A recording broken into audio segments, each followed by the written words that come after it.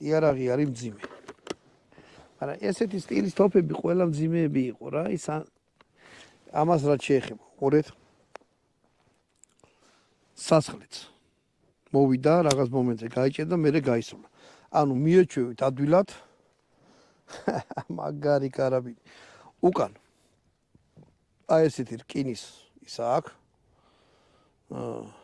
კონტახზე შეგლიათ ამით რაღაც თურამე ტყუები გაგითავდათ დაარტყათ. და